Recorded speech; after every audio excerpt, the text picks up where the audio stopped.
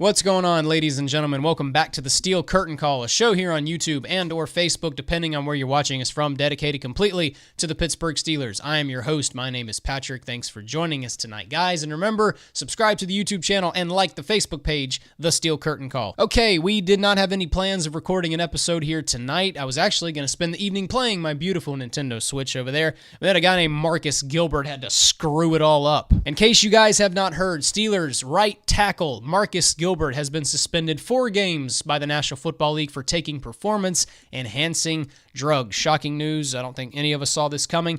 So we want to react to this, and we're going to go step by step. The first part of this I want to react to is what Marcus Gilbert actually did. Do we have reason to be disappointed? Yes. Do we have reason to be frustrated at him? Yes. But guys, come on, man. The guy didn't... This is not a domestic violence charge. This is not a murder charge. This is not cocaine. This is not weed. He took performance-enhancing drugs. It could have been a lot worse. Did he do something wrong? Is this a no-no? 100% it's a no-no, but it could have been a lot worse. So over the last couple of hours on social media, I've been seeing people grill this guy like crazy. It could have been worse, guys, so let's come back off of him just a little bit. Now, Marcus Gilbert did put out a statement a couple of hours ago, and he did the whole usual hoopla. He apologized to the fans, he apologized to the Steelers, teammates, etc., etc. He also said in that statement that he inadvertently took the performance-enhancing drug. And I got to be honest, I'm not going to overanalyze that part of Marcus Gilbert's statement. Did he know? Maybe. Did he not know? I don't know. Maybe he's lying, maybe he's not. I have no reason to assume Marcus Gilbert is lying. I have no reason to assume this guy's a dirty, rotten liar.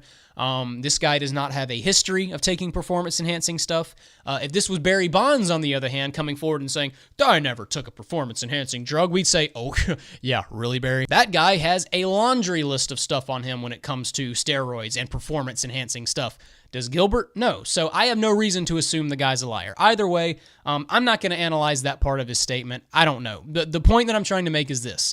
Did he do wrong? Yes. Is it worthy of frustration? Yes. Is it worthy of criticism? Yes, probably. But should we overanalyze it and should we crucify him for it? Absolutely not. Let's all calm down just a little bit. The next part of this we want to react to is, what does this mean for the Steelers? Is this a big loss? Well, the answer is a big fat duh. Marcus Gilbert is one of the best right tackles in football.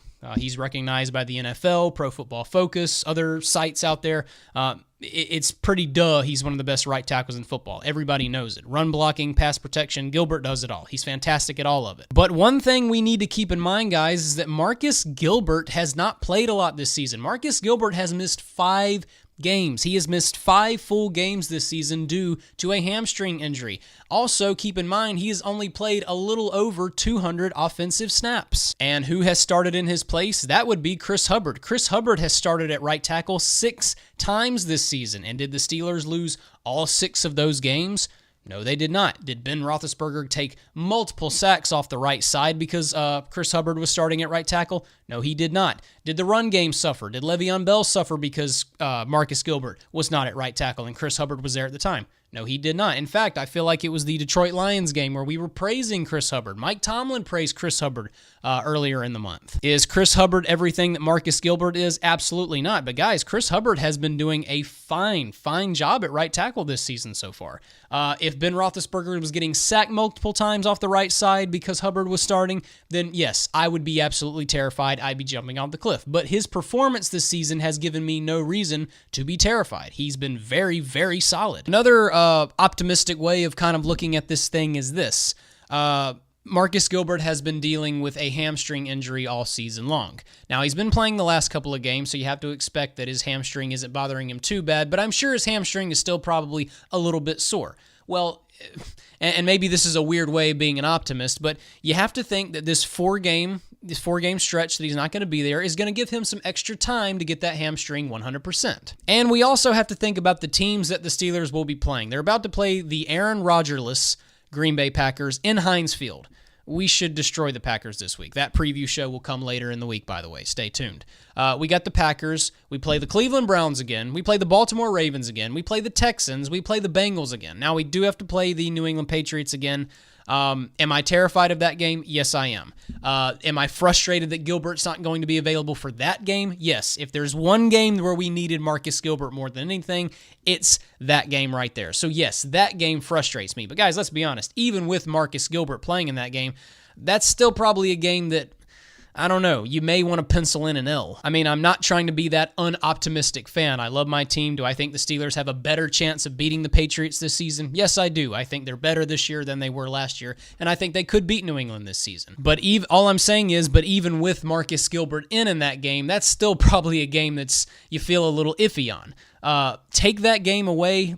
These next couple of games, the Steelers should be able to win with ease. He's not gone for the entire year. It's not like we're not going to have him for the playoffs. He'll be back in 4 games. We'll have him back in time for the Texans game, and then we'll probably bench him that final week against the Cleveland Browns. At that point, we've probably already won the AFC North. We probably already clinched. Why would you play Gilbert in that game anyway? So, is this frustrating? Yes. But I don't think this is any reason to slit our wrist and jump off a cliff just yet. It could have been a whole lot worse. What he did could have been a whole lot worse. And he could have been suspended at a much more inconvenient time. Overall, verdict on this whole thing, it's frustrating, but am I overly saddened about it? No. I really think we need to have confidence in Chris Hubbard. Chris Hubbard has played very, very well all season long. Run blocking, pass protection. He's not given up a bunch of pressures. He has not given up a bunch of sacks. I have no reason to doubt Chris Hubbard right now. You also have to expect that the overall game day inactives are going to change. I'm sure guys like Matt Filer, guys like Gerald Hawkins will dress because of this now as well. But I have a lot of confidence in Chris Hubbard. I've got no reason to doubt that guy, and I don't think you guys should either. But anyway, that is my whole take on the Marcus Gilbert situation. Like I said, very unfortunate, but it could have been a whole lot worse. The circumstances could have been a whole lot worse. And I feel good at night knowing that Chris Hubbard's going to be there. Guy's been playing well. But I want to know what you guys think about this situation. Comment below and let me know. Remember, guys, to subscribe to us on YouTube. Remember to like our Facebook page. And remember to follow us on Twitter. We are at SCurtainCall33. Do all that stuff that's going to make me very happy. Like I said earlier, stay tuned. This coming week, our Packers preview will drop. But until then, guys, that's going to do it for us this evening. We will see you next time.